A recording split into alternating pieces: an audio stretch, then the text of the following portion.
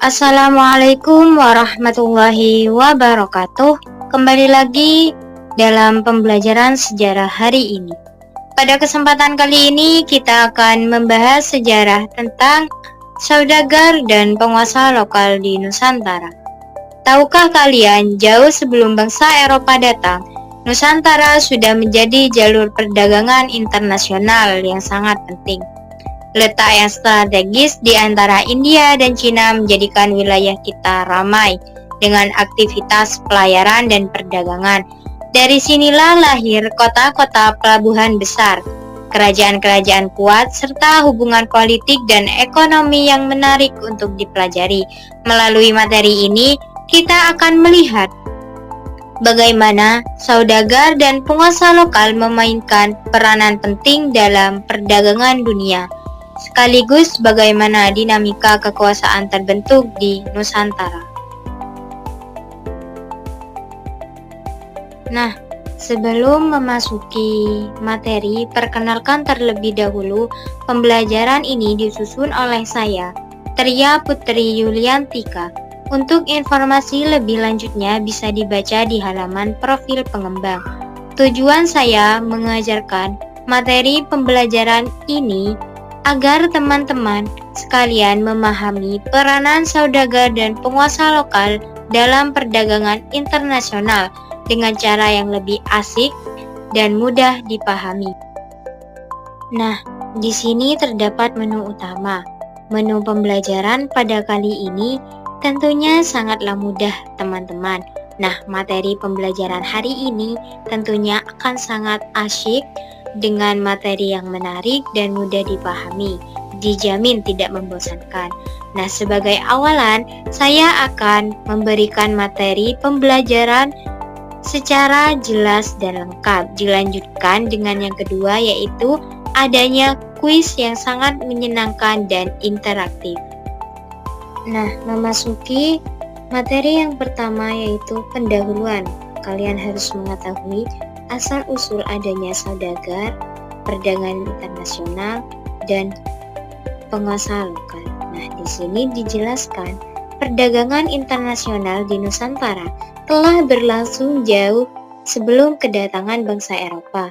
Nah, banyak catatan sejarah yang bersumber dari Eropa hingga seolah-olah kota-kota pelabuhan baru muncul karena kedatangan mereka. Padahal saudagar dan penguasa lokal lah di Nusantara yang dahulunya memiliki kekuasaan serta kekayaan serta kemampuan untuk berlayar jauh, menjalin perdagangan lintas benua, bahkan melawan dominasi asing yang ingin menguasai wilayah mereka.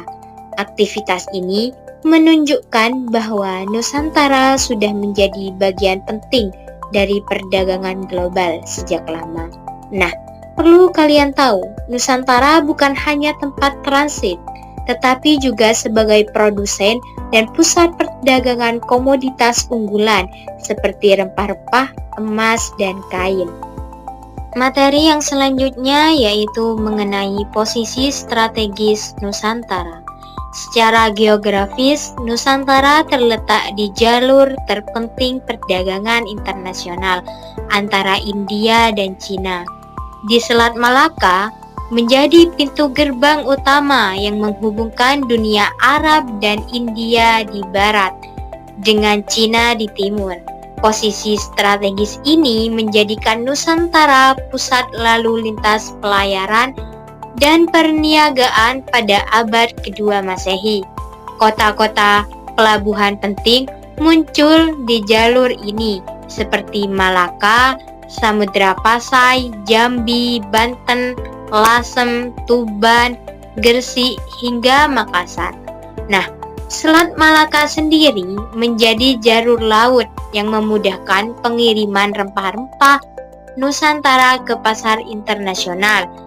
Dan kota pelabuhan ini menjadi titik fungsi sebagai pusat perdagangan tetapi juga sebagai pusat budaya dan diplomasi.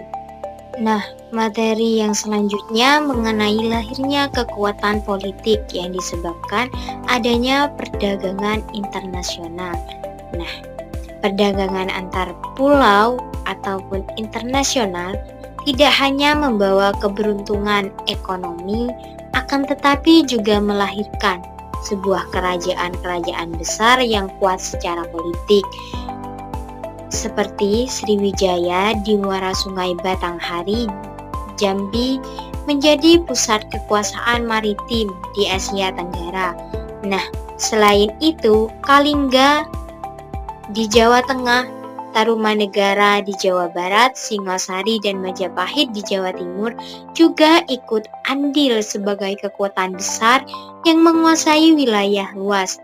Hubungan mereka erat dengan saudagar dan kerajaan-kerajaan kecil, sehingga terciptanya jaringan politik dan perdagangan yang kompleks. Nah, kerajaan-kerajaan ini menggunakan kekuatan angkatan laut untuk mengamankan jalur perdagangan dan pelabuhan penting. Nah, kekayaan dari perdagangan ini mendukung pembangunan istana serta infrastruktur dan pengaruh budaya.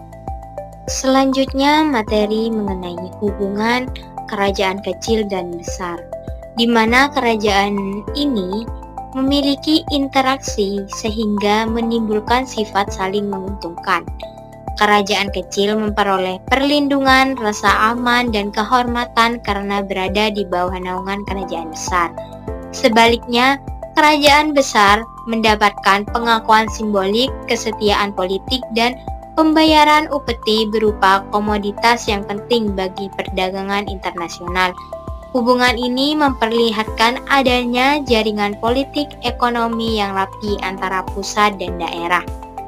Dan upeti yang biasa dibayarkan berupa emas, rempah-rempah, ataupun barang mewah lainnya. Nah, hubungan ini bersifat fleksibel, di mana kerajaan kecil bisa berpindah naungan jika dirasa ada kekuatan yang lebih menguntungkan. Selanjutnya, materi yang terakhir mengenai dinamika kekuasaan di Nusantara. Hubungan politik di Nusantara tidak selalu stabil jika kerajaan besar dianggap gagal memberikan perlindungan. Nah, kerajaan-kerajaan kecil ini bisa membangkang dan bahkan berpindah kekuasaan lain yang dianggap lebih kuat. Nah, fenomena ini menunjukkan dinamika politik yang hidup di Nusantara diwarnai persaingan, aliansi, strategi diplomasi. Sejak awal perdagangan global, Nusantara sudah memiliki sistem ekonomi dan politik yang aktif, dengan interaksi erat antara saudagar, kerajaan kecil, dan kerajaan besar. Nah, dinamika ini kemudian mendorong inovasi dalam strategi perdagangan dan militer. Sistem ini juga memunculkan jaringan internasional yang berperan penting dalam pertukaran budaya, ilmu pengetahuan, dan teknologi. Kesimpulannya, Nusantara telah menjadi pusat perdagangan internasional sejak abad 2 Masehi. Dengan saudagar dan penguasa lokal yang membangun kekuasaan dan jaringan perdagangan melalui Selat Malaka, kota pelabuhan seperti Malaka, Samudra Pasai, Banten, serta kerajaan besar seperti Sriwijaya dan Majapahit berkembang dari perdagangan antar pulau. Hubungan ini saling menguntungkan antara kerajaan besar dan kerajaan kecil yang memberikan perlindungan upeti dan komoditas dengan dinamika politik yang memungkinkan kerajaan kecil berpindah kesetiaannya jika perlindungan melemah, menunjukkan sistem politik ekonomi yang aktif sebelum kedatangan bangsa Eropa. Nah, seperti yang dikatakan di awal bahwasanya ada kuis atau evaluasi untuk menambah pemahaman teman-teman ya. Di sini terdapat pilihan ganda soal bisa dicoba. Untuk evaluasi yang kedua yaitu berupa soal esai. Di sini juga bisa dicoba untuk dijawab agar lebih paham mengenai materi saudagar dan penguasa lokal. Terima kasih kepada teman-teman yang telah mendengarkan pembelajaran sejarah kali ini. Semoga kita bertemu di lain waktu. Wassalamualaikum warahmatullahi wabarakatuh.